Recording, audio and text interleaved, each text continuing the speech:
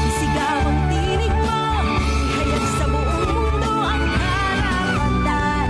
Kalayaan, buksan ang isip mo, kaalaman ang yaman mo sa karapatan.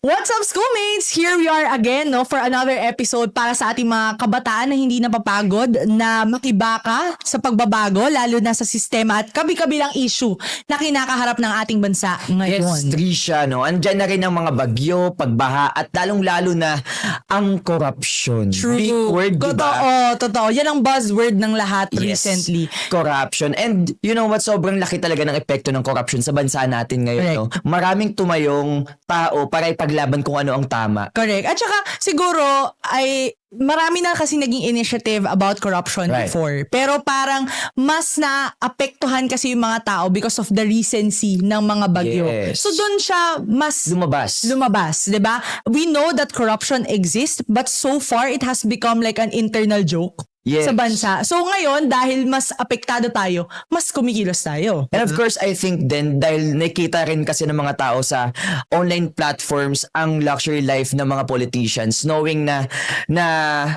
para kanino ka nga ba bumaba? diba? Sa bag ni... Oo, diba? Correct. So, syempre, maraming apektado mga tao ngayon regarding corruption. Maraming natatamaang mga malalaking pangalan. Right. Diba? At ang malaking katanungan ngayon is that, ano yung ginagawang aksyon ng mga kapwa nila leader about the issue of corruption. So, syempre, no, schoolmates, nitong taon lamang, speaking of action, ito yung isang inihain na action nga daw, o pinopropose. So, guys, pinopropose pa lang, hindi pa siya actual law. Yeah. No, pinopose ng Zamboanga del Norte representative na si Kaimer Adan Olaso, ang House Bill 11211 or 11211, no? O yung tinatawag nilang Death Penalty for Corruption Act, no? So, ang goal daw nito is to combat the biggest threat to the country's development, which in their eyes, ang kanilang na-identify ay corruption. Kilala rin yung House Bill na ito, no, na death penalty by firing squad. Kaya marami ang umalma rito, lalo na ang Commission on Human Rights. Dahil ayon sa kanila, the bill is not guaranteed solution to eradicate corruption in the country. Pero syempre, no, kabi-kabila yung mga issue ng korupsyon sa ating bansa. O ano nga ba yung thoughts ngayon ng mga kabataan knowing the death penalty? Syempre parang, exciting death penalty. Meron na, ito na nga ba ang sagot sa problema ng ating bansa? So kilalanin natin kung sino-sino nga ba ang mga debaters natin na maririnig natin kung ano ang kanilang perspektibo sa isyong ito.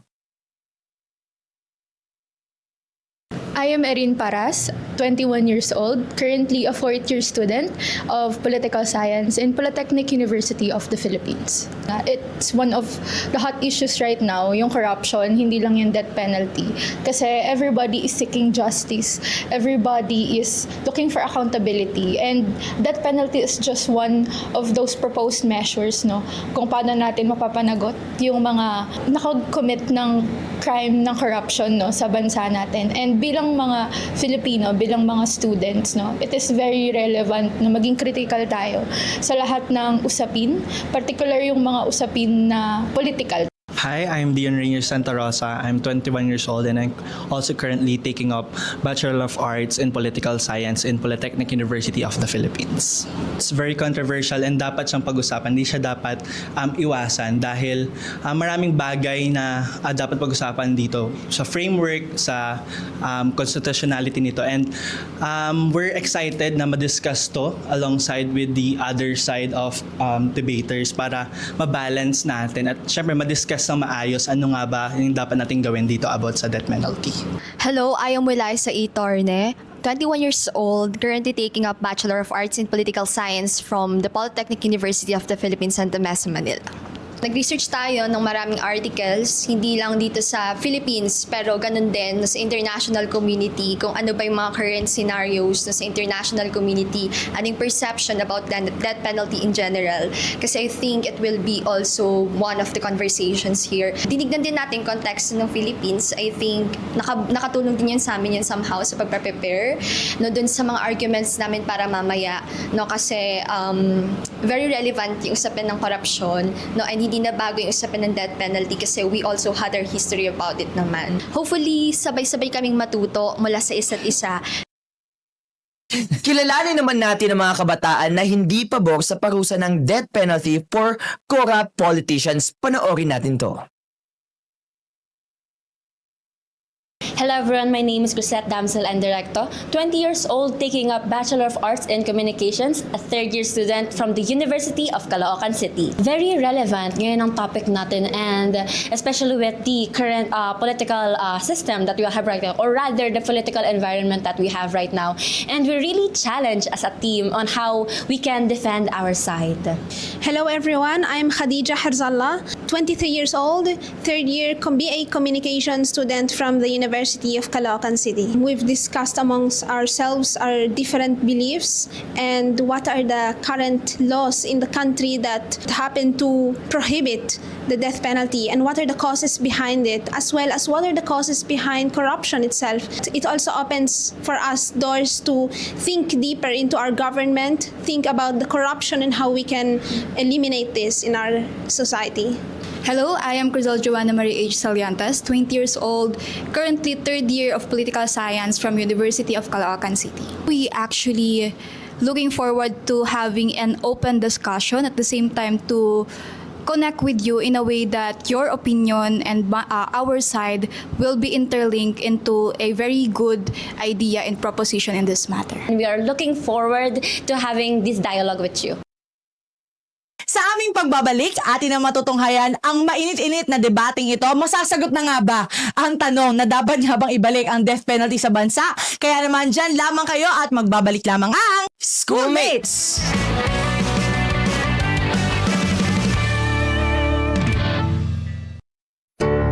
Ang kabataan ang tinig ng kinabukasan. Kaya inulunsad ang Sa Totoo Lang, a digital storytelling challenge upang bigyan ng pagkakataon ang mga estudyante na manindigan para sa katotohanan at ipakita ang pagmamahal sa bayan.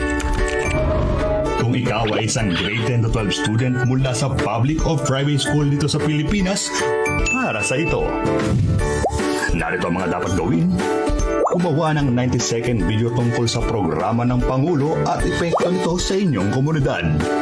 O kaya naman ay suriin at itama ang fake news na nakita sa social media. I-upload ang entry bilang TikTok, Facebook o Instagram Reel o YouTube Shorts sa official Google Form. May 3 exciting awards bawat buwan. Pinaka-pinag-usapang award para sa entry na nag-viral at umani ng pinakamaraming views. Pinakamakahulugang award para sa entry na nagbigay inspirasyon at tumatak sa damdamin ng bawat manonood.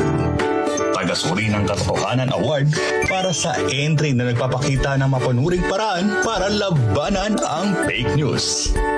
Bawat buwan, isang winner per category ang mananalo ng tablet at certificate. Kaya ano pang hinihintay mo? Spread the good news, stand for the truth. Sali na!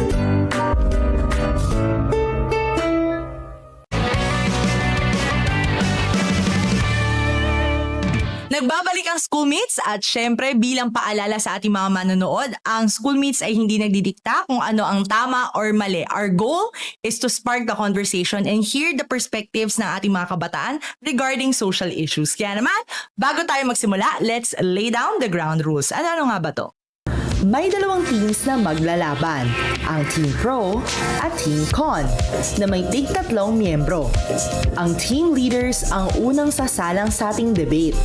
Para sa bawat tanong, may 3 rounds or lives ang bawat isa, na may 30 seconds per speaker per round.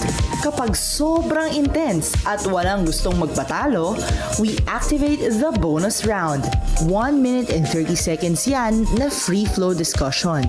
Meaning, bahala na magsagutan ang magkabilang panig.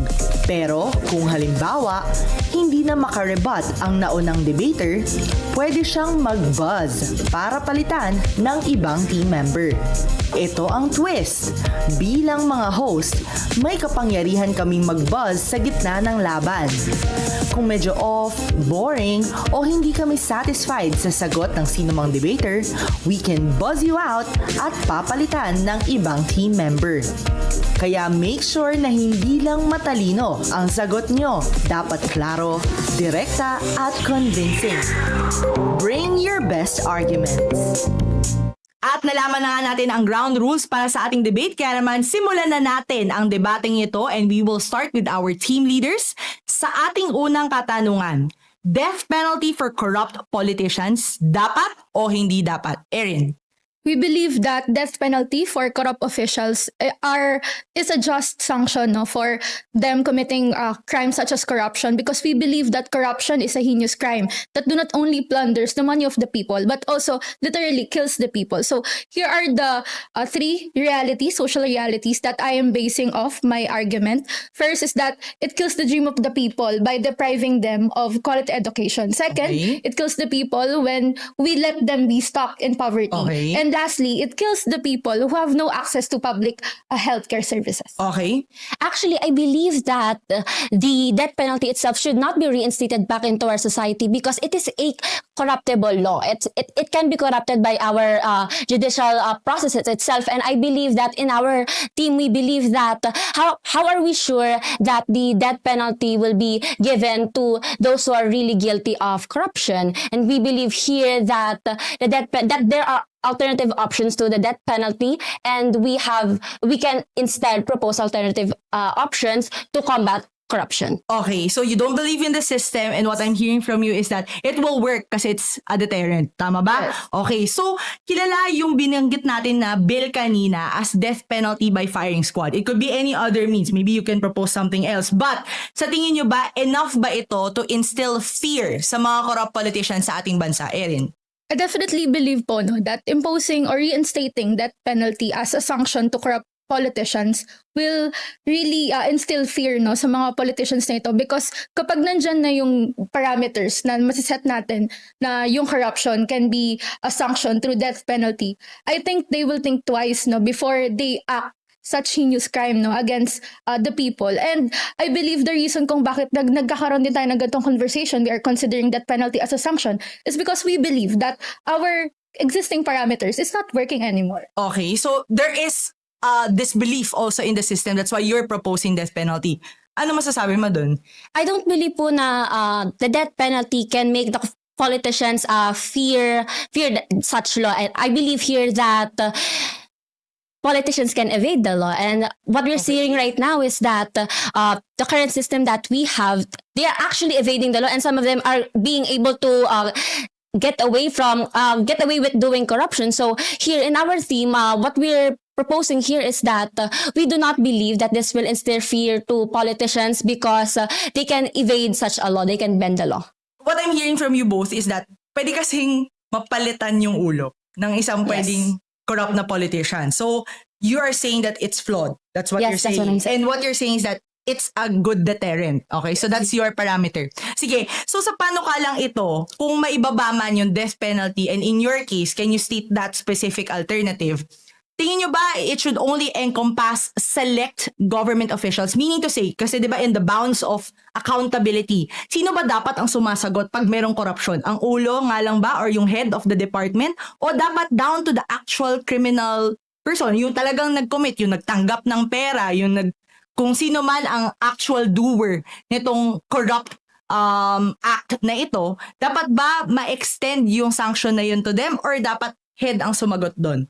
Erin? I believe po that yung kung sino man yung talagang nag-commit ng crime must answer to the people, must be held accountable. Kasi kahit na, let's say, sa structure ng Philippine politics, yes, kailangan accountable yung president because siya yung chief executive. Okay. Pero meron pa rin po kasi tayong tinatawag na principle na yun nga po, yung power is delegated to this individual. So, you know your responsibility, you know what you must, you know your job. So if ever man na mag-commit ka ng crime na alam mo naman consciously, you must answer to the people. Okay. As we in the opposition, we really actually don't want to reinstate the death penalty back into our society because we believe that it is a corruptible system. And therefore, Bakit? what we fear here, Bakit corruptible siya in the case na kung ibababa natin to the lowest government official, bakit siya we believe that innocent lives could be caught in the crossfires of big political rivalries. So we fear here that the system itself can be used as a tool of power, it can be abused, kumbaga, yung mismong death penalty, and it can be used to silence those who are oppositions or rivalries of the other party. Sige, I want to hear a specific alternative. Kapag sinabi mo meron kang alternative na to death penalty by firing squad, what's that alternative? Our alternative here in the opposition, we believe that instead of reinstating the death penalty, we believe that we should instead improve our judicial system, and we should also improve the laws that we have set upon regarding, for example, the current laws that we have with the political dynasties. There should be amendments or revisions to the laws that we have set there so that we can also avoid political dynasties that span across centuries, or rather that span across decades po. Ano masasabi mo doon when she's saying na the way to correct the system is to add more guardrails to an already failing system? What's your answer to that? I think I have to refute first po yung sinabi niya doon sa regarding sa political dynasties. For the longest time, we don't have law that prohibits political dynasties. So that's one of the many flaws of our legal systems right now. Pero I agree na flawed yung justice system, and we believe that reinstating death penalty will push the system itself to develop. Kasi nandyan naman na yung parameters, nandyan na yung Sandigan Bayan, nandyan na nagsimula na tayo sa anti-graft and corruption. So what's stopping us rather from developing this parameters to sanction this corrupt politician? Palit muna tayo. I want a different perspective. Palit tayo. Sige, Khadija and Walaisa. Kung may alternative system siya na pinopropose in your opposition, di ba, na putting guardrails in an already failing system, and your case is that death penalty should stop that, ano ang guarantee natin na on all sides, meron ka talagang mapapanagot na isang tao? Because in the case of what's happening now in the Philippines, we're going through a lot of different processes in the judicial system, but we are not holding anyone accountable. What makes death penalty a good alternative, and why does it not make a good alternative? Ikaw muna, Walaisa. Okay, so death penalty is a good alternative, no, kasi sa kasalukuyang sistema ng Philippines, no, and I think it's very, very apparent, no, kahit sa studies sa political science and all, that even our judicial system is very flawed, no, and pushing death penalty will actually make it develop in a sense that hindi lang sa usapin, no, ng mga politiko, no, yung magiging accountable, pero yung mismong justice system mismo, kasi even them have actually connections with the judicial system itself. No, so we have to develop. Okay. If we impose the death penalty, we have to remember that the Philippines under the Philippine Constitution, Article 3, Section 1 and Section 19, it states that each individual has the right to life, as well as the Philippines abolishes or bans death penalty. In addition to this, under the Human Rights, the Universal Declaration of Human Rights, Article 3 and 5, it also states that death penalty is prohibited. Okay. Okay, I might have to refute, no, your statement that I think you are pointing out that death penalty is absolutely unconstitutional, no, sa Philippines and even in the international arena. Well, it's not. No, if you are to study the Article 3 Bill of Rights of the Constitution, especially in this Section 19, it states here, no, that the government is actually proposing an alternative, which is reclusion perpetua. But that penalty is not actually unconstitutional here, because even when the 1987 Constitution have been passed, during Fidel Ramos' time, that penalty have been imposed. Okay. Still, we can highlight that death penalty is still unconstitutional, especially that the Philippines is one of the signatories of the International Covenant on Civil and Political Rights, which states that the Philippines has agreed to ban death penalty, and this cannot be revoked. Okay, so I might have to refute another statement of yours because there is actually a principle when it comes to municipal and international law. Now, municipal law is a priority, or kumbaga it comes first, no, doon sa international law na tinatawag natin. No, so time ni Fidel Ramos, meron tayong death penalty. It could be imposed again, no, when the legislative actually legislates one, no, here in the Philippines. So we have what we call the term legislative allowance here in the Philippines for that. No, so it's not entirely unconstitutional. Still, as you have mentioned a while ago, you have agreed that the Philippine justice system is, first of all, slow, it is flawed, it is not perfect. How can we guarantee that? What about those? Just think about those who have been pressured into the system of corruption and they have not fully intentionally want to be in this. In other words, they are innocent. This can be very risky for us.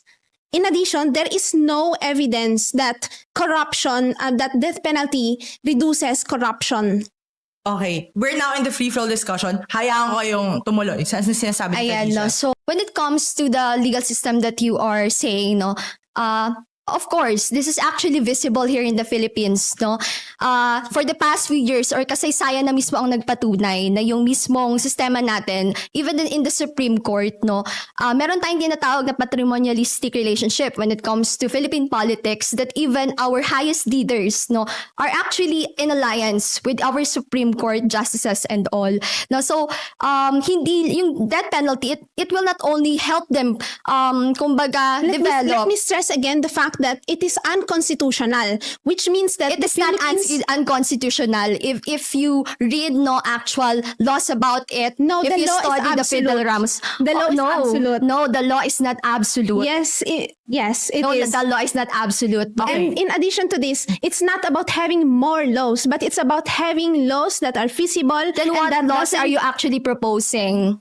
We propose that, again, we have to improve our justice In system. what way? And one of the... In what way? When if you even really our want to reduce legal, corruption, even if our we lawyers really want are to prevent Supreme corruption, Court, we have to do look at it. what is happening in our We have system to do- right we now have to with the start- issue of our current We have to high start leader that is eliminating corruption Okay. from the roots. I like the fact that you're all impassioned about this specific topic. But balik tayo, no? I like how the discussion went. But what I needed to hear is that from both sides of the pro, if you think that death penalty should work, what are the timelines that are we looking at that guarantees efficacy of this specific law?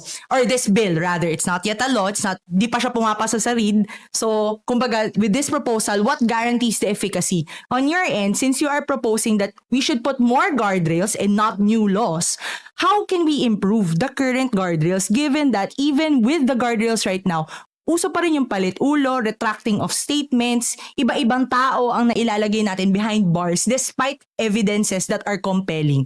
I want to hear first from Erin. So when it comes to the timeline, no, I think it is very important, no, that this will be hard to say because even our legislative system is actually flawed. All our major government agencies and branches are actually flawed. No? So I think if we are to have a particular point person, no, that will work on this law, it has to be the progressive politicians. Okay, but what timelines are we looking at? I think our timeline or our target timeline, if mas immediate siya, no, if mas immediate siyang maipapasa ay 6 years. We can look at it In a no, or specific 6. term of the presidential. Yes. Okay, so we're looking at the specific presidential duration. Ikaw, ano masasabi mo na specific guardrails that will work better than what she's saying? First, back to the main reason why are you proposing the death penalty? It is to prevent corruption. It is to eliminate corruption. How can we guarantee that by pushing this bill, we can prevent corruption? It is not strategic.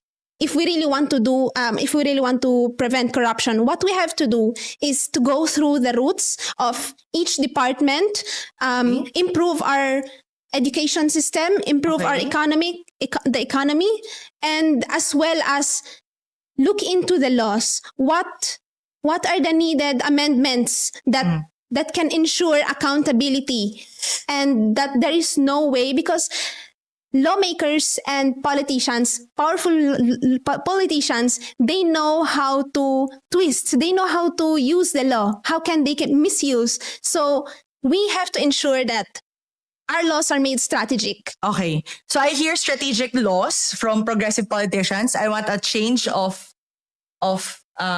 speakers. Balikan natin, no?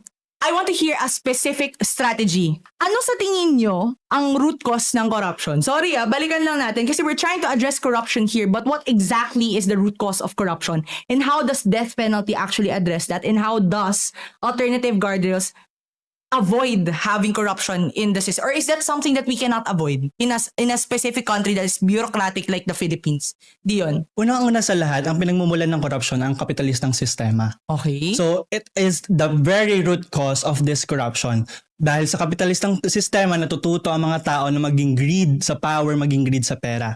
Kaya ang pinapoint natin dito is corruption is not about just a stolen money, it's about a stolen social wealth. Na sa bawat peso na ninanakaw ng mga corrupt na politicians, ay ito yung mga peso na pinaghirapan ng mga manggagawa, magsasaka at ng mga mahihirap. Na dapat na ilalaan dapat sa edukasyon, sa pagpapalakas ng ating sistema sa mga ospital at syempre pagpapakain sa mga gutom. Okay. How does your specific strategy, because na-mention ni Khadija kanina, kailangan ng strategic laws. What kind of laws will actually address corruption, and why do you think corruption exists? Firstly, why do we think corruption exists? Is because, kagaya sinabi niyo, palit ulo. I believe the theme also acknowledges that it is hindi lang isa yung gumagalaw sa corruption system natin, kundi iba. That's why we are encouraging, or we are encouraging the what we call is reform itself. Yung sistema mismo ang problema. The idea is very good, but we are talking about the risk. The big risk that we are talking about here is regarding the ICCPR, the treaty. Okay, sige. Let's part that discussion. Dion, balik tayo dito sa'yo. What do you think are the concrete steps to eradicate corruption? So I think the biggest or the concrete step na pwede natin gawin is syempre mag-impose nga nung pinopropose natin na death penalty. Kasi nga, ang pinopoint natin dito, ang death penalty is a powerful deterrent. Okay. Dahil ang death penalty ay mag-i-instill ng fear sa mga corrupt politicians. Masyado nang pagod ang mga Pilipino sa paulit-ulit. Ngayon, gaya nga na sinasabi natin, papalit-palit yung Blue Ribbon, yung mga suspect sa flood control anomalies, naging state witness na. So, the Filipinos are tired sa mga paulit-ulit na session. So we must instill the death penalty to instill fear sa mga corrupt politicians. At kailangan na ng masa na patuloy na umalsa at mailabas yung galit nila dahil ayun yung nararapat. Okay, sige.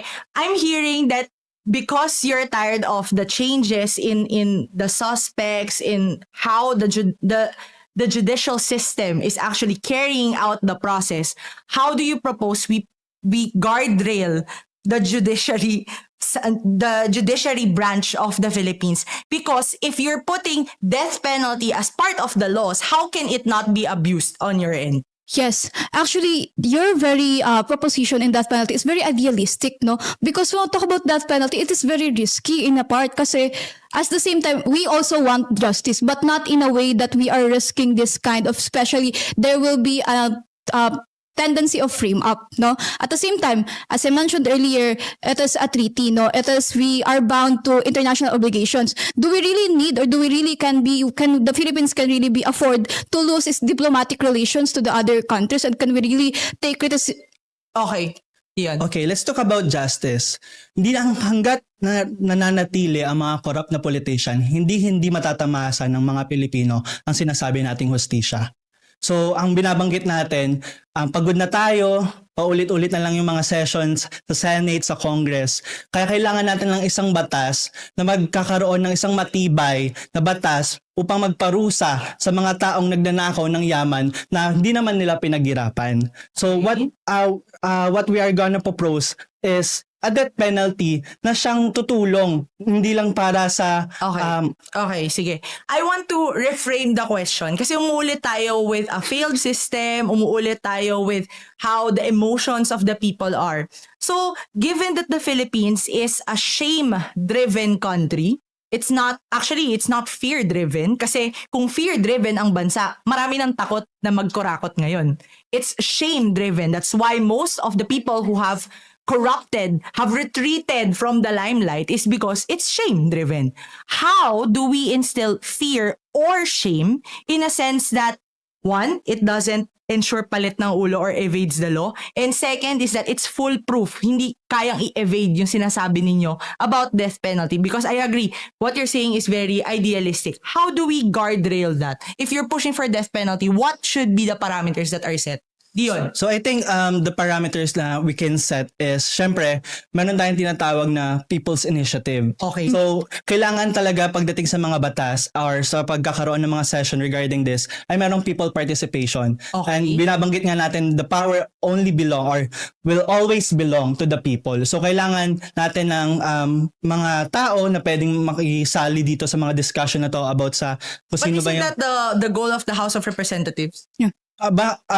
Yes, it is the goal of House of Representatives, pero pinatunayan na nakasaysayan na ang House of Representative, ang nire-representa nila ang mga elitistang pamilya, ang mga Okay. political dynasties. Okay, given what he said, how can we make that alternative foolproof in your case? If it's not death penalty, how? You said yourself, di ba? Dahil yung mga taong nakaupo is mga from political dynasty itself. At the same time, palitulo, di ba? How can we be sure na killing another simple politician can reduce or can really be a solution to corruption? At the same time, when we talk about death penalty, it is very risky at the same time. No? So, what we are talking about, as I said, what we are seeing kasi is in the lens of risk and consequences. What you're talking about, of course, seeking justice through the idealistic solution. But as you can see, this kind of part is we can only be to reform by Okay. changing the people. I want palit. I want a different, I want the leaders ulit. Okay. Sige. To summarize what your teams have mentioned, it's a faulty system and it's a deterrent. Balik tayo ulit doon. What is your replacement to the death penalty by firing squad? And what can be the manner at which it can be reviewed? Kasi nagsasabi tayo na hindi, pangit tong sistemang to, ganito siya. But what really is faulty in our system? I want to identify that. Then on your end, how can we make death penalty foolproof? Kasi yung pinapoint nilang chink on your armor. How do we do that, Erin? I think to add lang din po na sa points na na-layout ni Melissa kanina, our parameters to ensure that death penalty will actually work sa mga corruption cases is that willing kami na ihain ng Congress yung amendments doon sa jurisdiction ng Sandigan Bayan kasi nandiyan naman na yung Sandigan Bayan as a court that hears and tries corruption cases. So ang kailangan na lang natin gawin, i-ensure na yung jurisdiction ng Sandigan Bayan ay meron din silang maset na parameters para sa pagtatry ng cases na possible na magkaroon ng sanction for death penalty. Okay. That's unclear to me. You have to go back to that later. Okay. I think that the replacement that we can have instead of the proposed bill 11211 is that instead of thinking of the death penalty as the most severe punishment that we can have to our corrupt politicians, why not we strengthen as again I will reiterate How? when we're I want to hear how. we can strengthen our judicial system by revising our laws that needs revision in itself, because if we're going to argue that the judicial system in itself is flawed and it is imperfect, then why not we make it perfect? Why not we create more discussions that can expose the imperfections of our laws? Okay. What I want to hear more of is how can we impose a check and balance system both internally and externally? Because if you're proposing a death penalty, how can we make sure that the person who is being tried for it is not just a palit ulo, is not just someone who was absorbed into this entire system of corruption, and we only give the most severe sanction to the one who is most accountable? How can we do that? I think papasok po yung checks and balance dito sa point na we need the power of the Congress to actually commit themselves into creating laws not just in the expansion of the jurisdiction of Sandigan Bayan sa paghihear ng mga corruption cases or graft cases ng mga politicians or ng mga public officials. At the same time, I agree na kailangan na natin ng immediate passing of a law that actually prohibits political dynasties or political families in general. Kasi yun po yung political landscape natin right now. Whether we like it or not, they are political families who withhold power like a family business. Okay. Let's just rethink the discussion first. We're going to discuss this in an ethical and a philosophical way because laws can be amended. And what I'm getting here, or what I'm trying to get here, is that should we set a precedent for society that violence equates to justice? Should we not instead create alternative options instead? And that's what we're trying to propose here. And we don't want a society wherein we are advocating for violence, for becoming barbaric.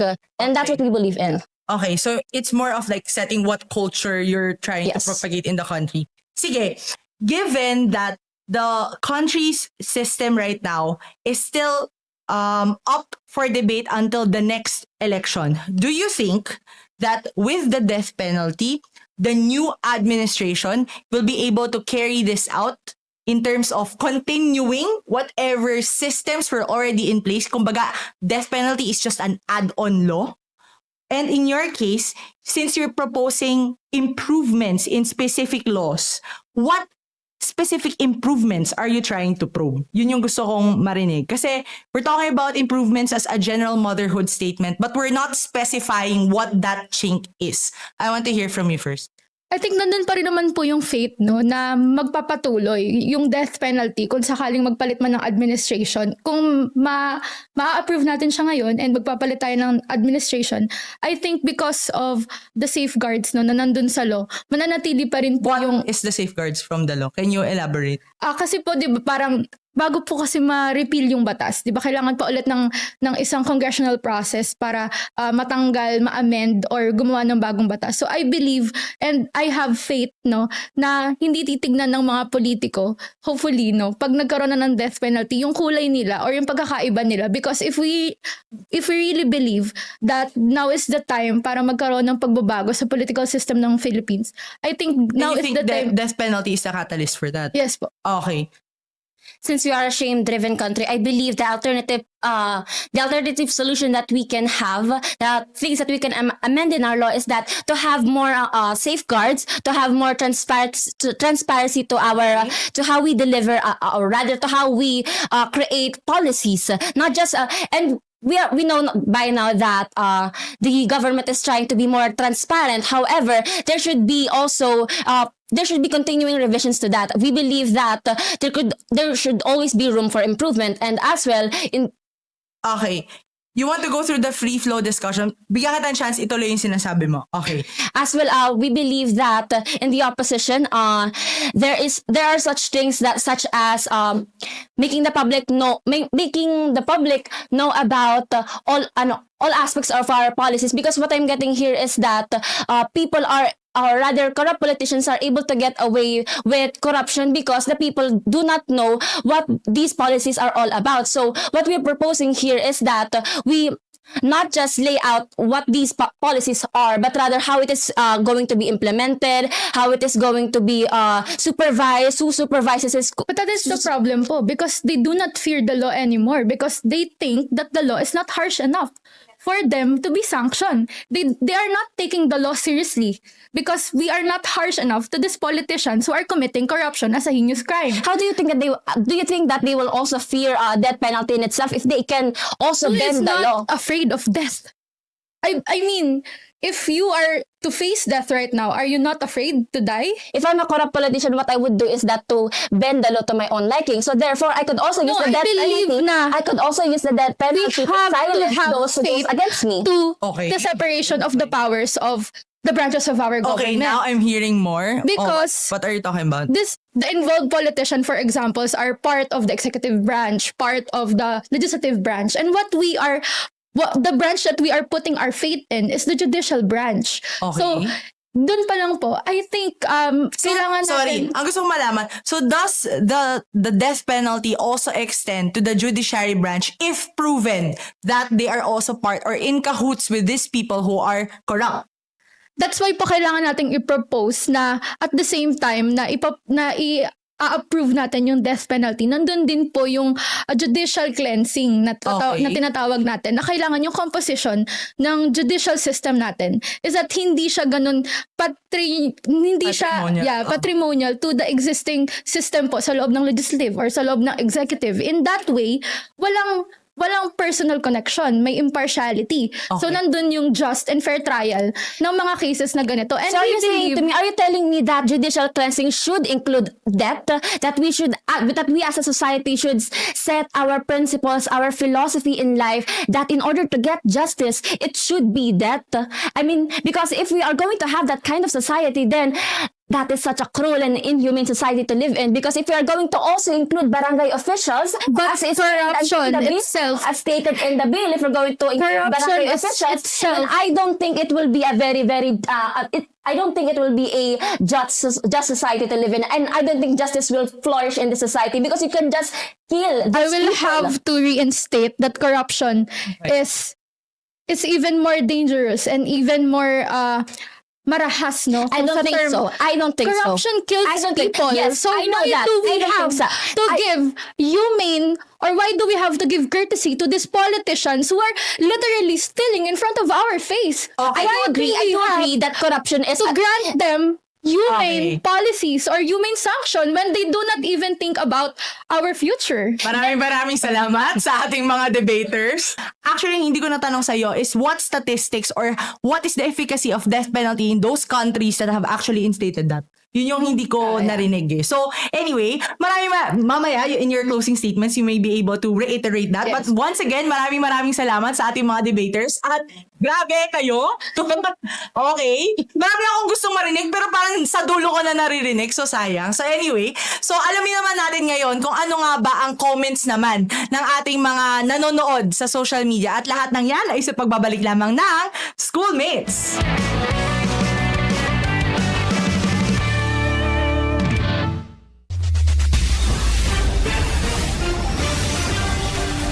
Maya por Central Luzon.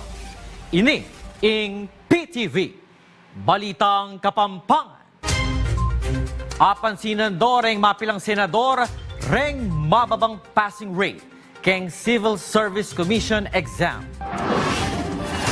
Keng pamagtalaki keng Senate Committee patungkol keng munikalarang budget na ning CFC para keng tutuking banwa, sinabi ng Senate Committee on Finance Chairperson Sherwin Gatchalian, mas masanting kanong masakit mi pasar keng exam. Uling buri na kanong sabyan, dekalidad la, reng milulub ay empleados keng gobyerno. Baliktad neman iti, keng sinabi na ning CSC, amita siya, in keng karelang passing rate. Kapabaluan naman para keng sabla, makidagdag, asingil keng kuryente, ngening bulan na ning Oktubre. Sinabi na iti ning Meralco, ing dagdag at 23 centavos per kilowatt hour, ing singil keng kuryente. Uli na niti, mabot siya keng 13 pesos and 30 centavos, ing kabilugang rate para keng metong simpleng pamilya ngening bulan. Agpang kang Meralco spokesperson and head of corporate communications ay Joe Zaldariaga. Ing umento ngay ni, pauliya kanukeng pamagtas na ning generation charge 19 centavos. Para naman kareng residenteng ko konsumong 200 kilowatt hour, katumbas siya iti keng dagdag 47 pesos keng kabilugang singil keng bill na ning kuryente. Oren po, reng balita keng Mansis 1. Ngening kayo rasan, para keng aliwa pang updates, i-follow you kepo keng kaming social media platforms. Yakupin kay Kontalasuyo. Arlo Motas, para keng Pambansang TV, naning Bayang Pilipinas. Dakal pong salamat. May por, Labuan, Kapampangan.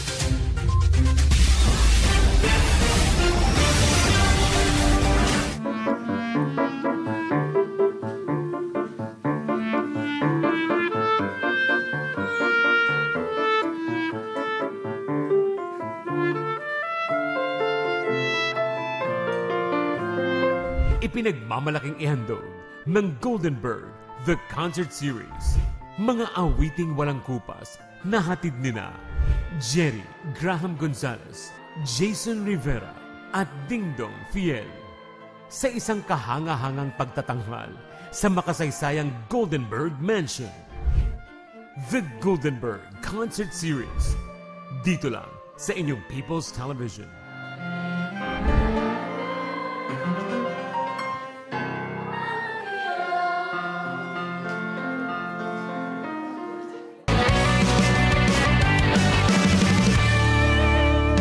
Nagbabalik ang Schoolmates. Bago natin mapakinggan ang last statement ng ating mga debaters, ay atin munang basahin ang ilang comments ng ating mga Schoolmates sa social media. Umpisahan natin mula kay Mario Gani. Ang sabi niya, tingin ko needed na din ng independent body sa bawat sangay ng gobyerno. Mga hindi ka mag-anak o kaibigan. Nonsense kasi na pagtutulungan kapag di nila kaalyado. Then, yung kulungan dapat magkaiba sa mga heinous crime.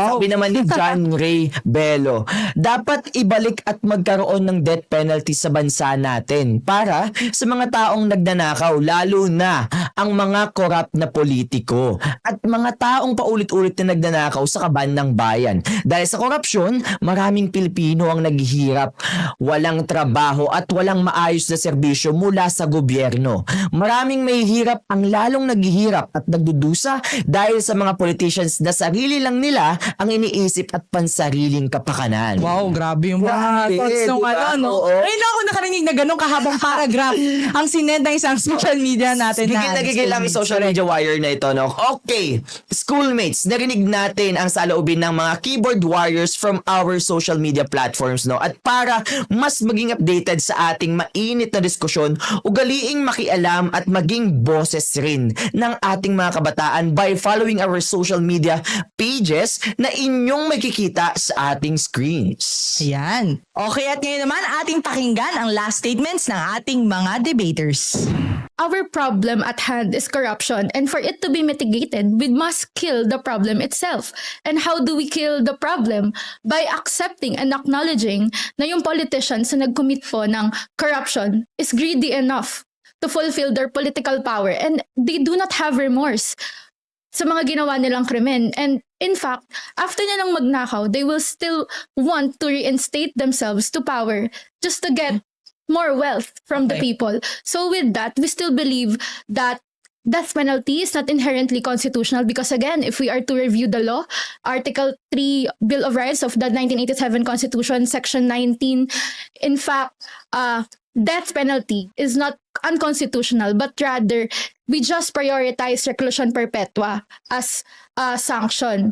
Pero death penalty in itself is not unconstitutional to the Philippines, and in fact we lay out congressional allowance, no, para po ma-set yung parameters just in case we are now open to talk about death penalty as a form of sanction to corruption.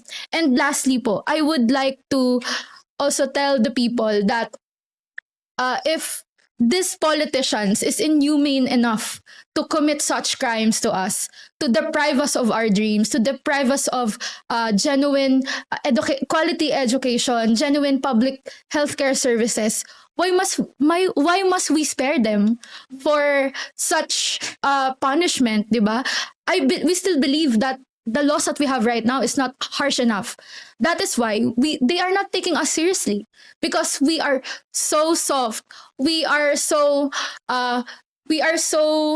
lenient to the culture, to even the religious side, no, of our culture, that that human rights is absolute. But in fact, if we are to look at the degree of the crime, death penalty is a just sanction to a heinous crime such as corruption. We believe that that is not justice, and that justice should be delivered to those who must be held accountable.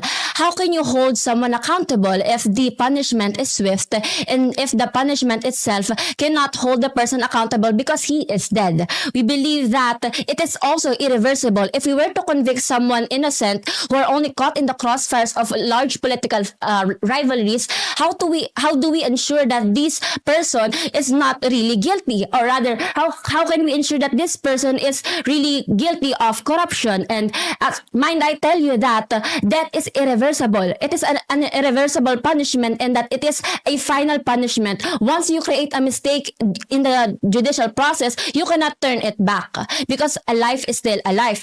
And additionally, how can we ensure that the death penalty will be properly executed in our judicial system? Our judicial system, which is, as you have mentioned, corrupt in itself. So how can we ensure that the death penalty will not be a tool of power to be abused by those who are corrupt?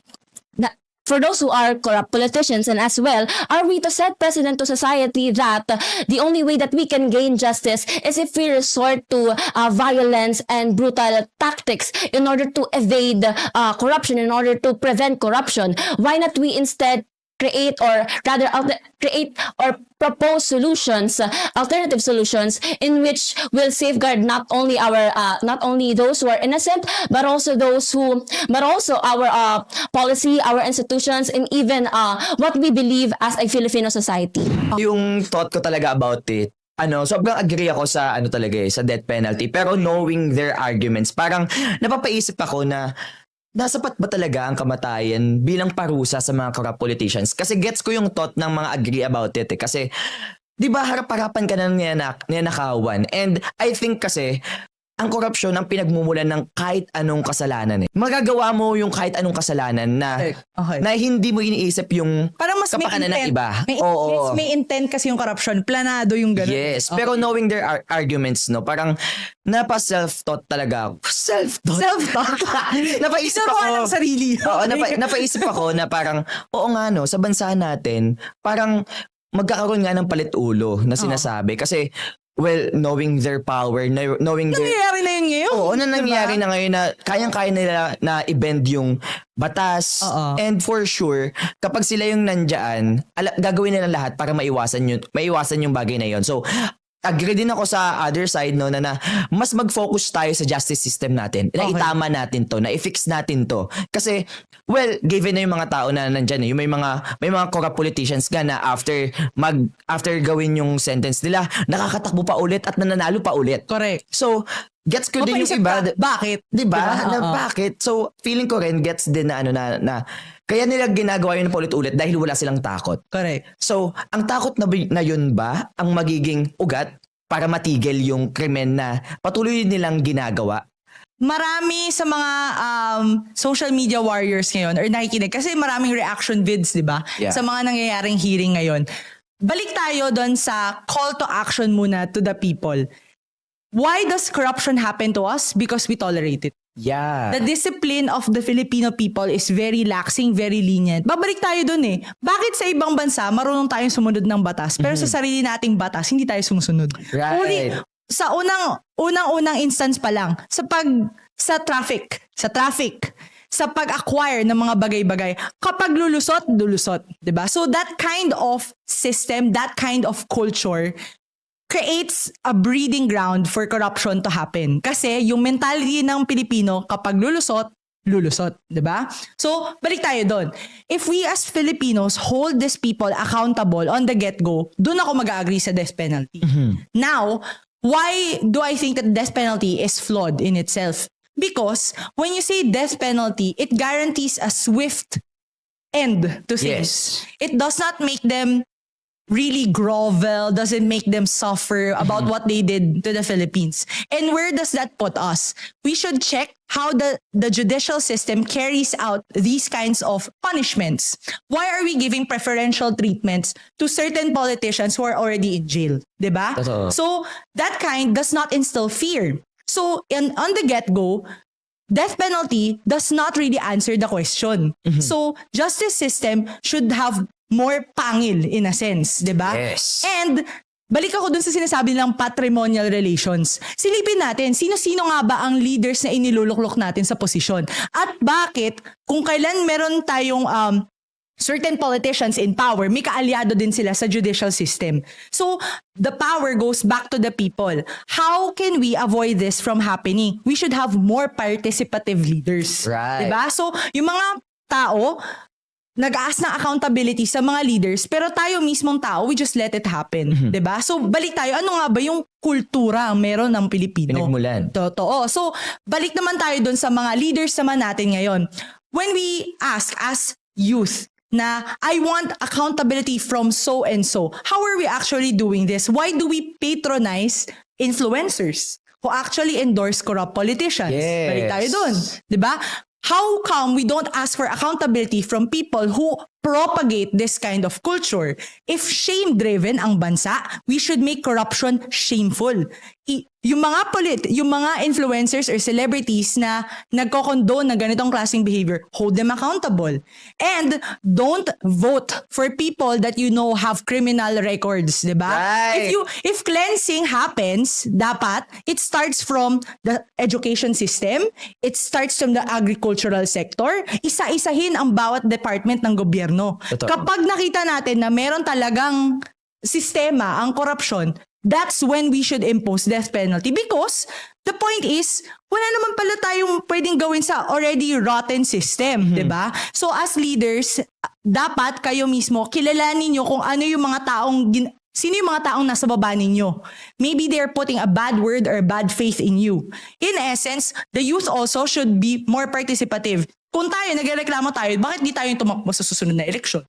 Diba? Why don't we empower more leaders, younger politicians to take action? But speaking of younger politicians, we are seeing a new breed of corrupt Gen Z politicians. Okay? So, sana tayo mismong Gen Zs, let's not patronize them. Let's hold them accountable. Let's make them more shameful. Let's make them ashamed of themselves. So are their families and so are their influencer friends. Sorry, personal take ko lang, no? So sana tayo maging aral to na hindi dapat recency bias lang. Ito lang yung pag-uusapan natin ngayon kasi ito yung mainit. Yes. Dapat sa susunod na eleksyon, tandaan nyo kung sino-sino yung mga tao na yan at hindi na dapat sila makaubo sa susunod na eleksyon. Because if so, death penalty will be used to be abused by several other leaders in the next administration. Right. So, wag natin paabutin sa death penalty. Ang take ko dito, simulan natin sa pag-cleanse ng leaders ngayon.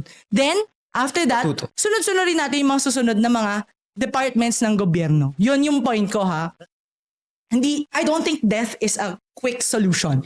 If you kill them, the truth dies and the solution dies with them. So that's my take on that. At syempre, no, ngayon naman nais din natin pasalamatan ang award-giving body. Yes, nais din namin pagpasalamat sa Asian Television Awards dahil sa nominasyon ng Schoolmates as Best Talk Show. So maraming salamat. Muli, Diba? ang karangalang ito ay para sa kabataang Pilipino. Sana po, mas pakinggan nyo pa kami at sana Asian Television Awards, ipanalo mo kami para marinig ng ibang bansa. Para manotis tayo. Totoo. True, di ba? And of course, maraming salamat din, BP Studios! Thank you so much sa Bag Pilipinas Studios. Thank you so much po. At sana mas maraming creative juices pa ang may panganak sa studyong ito. And with that, sa Bawat Usapin sa Bawat Issue, may boses tayong mga kabataan. Sumali, makinig at makiisa dahil ang bawat opinion natin ay mahalaga. Sabay-sabay nating isigaw sa buong mundo, Schoolmates, May pakialam ka!